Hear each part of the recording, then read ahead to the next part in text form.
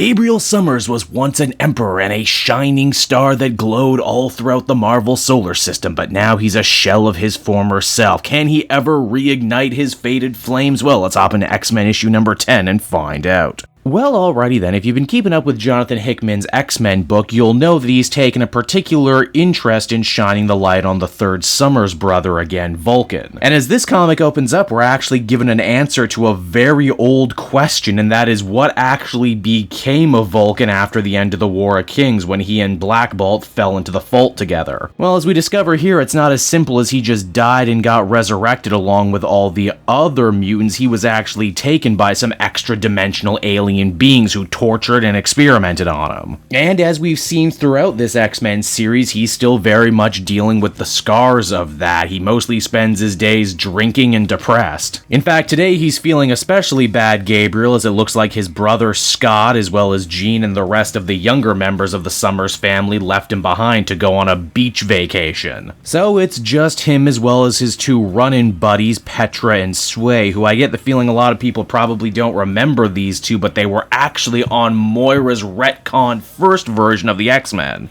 The two ladies decide to mix some margaritas and suggest a day filled with good-natured debauchery to raise Vulcan's spirits, but nah, he just can't do it. He's just too sad. Forgoing this booze-filled, superpowered three-way, Vulcan decides to take a walk on the dark side of the moon, which, hey, did I mention this is an Empire tie-in? Because it totally is. If you've been reading Empire, you'll know that the Avengers and Fantastic Four have been fighting the Kotati, a plant race that just so happened to also set up shop on the moon, literally only a couple miles from where the Summers have been living. Vulcan, on his depressed stroll, ends up walking right into a Kotati base wherein they have a giant catapult launching death balls at Earth. At first, Gabriel doesn't much care, but then he sees that some of the weapons are actually landing kinda close to Krakoa, which he most certainly does care about. Vulcan very kindly asks the plant boys to knock it off, and yes, he 100% speaks space plant, and I mean, he was the former emperor of the Shi'ar, so naturally he speaks lots of languages. The Kotati very unrespectfully tell him to get bent before rushing him. Now, back at his prime, Vulcan would probably have been able to destroy all these guys with his little finger, but here it actually takes him more to fight back. The nasty plants end up holding him down and they decide to give him the old Khan treatment, only instead of a gross bug, it's a gross root that's gonna crawl into his brain. This procedure actually ends up having a very unforeseen side effect as Vulcan once again flashes back to what those weird aliens did to him. It seems like the ancient Egyptian gods of old, they quite literally weighed his soul. And what they found is Vulcan actually had way more evil inside him than good, evil that they could cultivate and potentially weaponize. The only problem is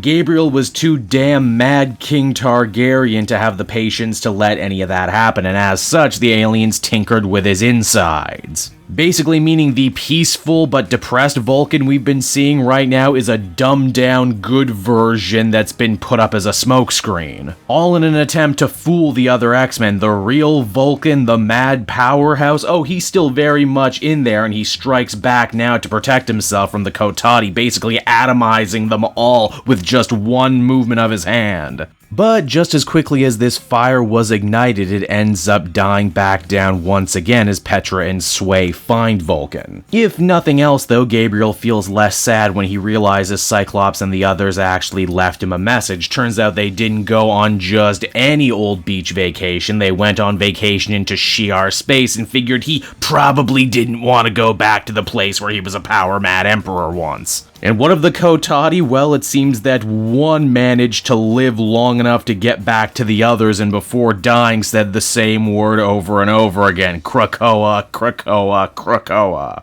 And so that was X-Men number 10, everybody, and once again with this book, I'm never 100% sure what Hickman is going to deliver, but I'm always fascinated by what I see. I know there's a lot of Marvel fans out there with a particular love and affinity for that particular era in cosmic stories, War of Kings, Annihilation War that Hickman is referencing here, and I think they're going to be really happy with this story.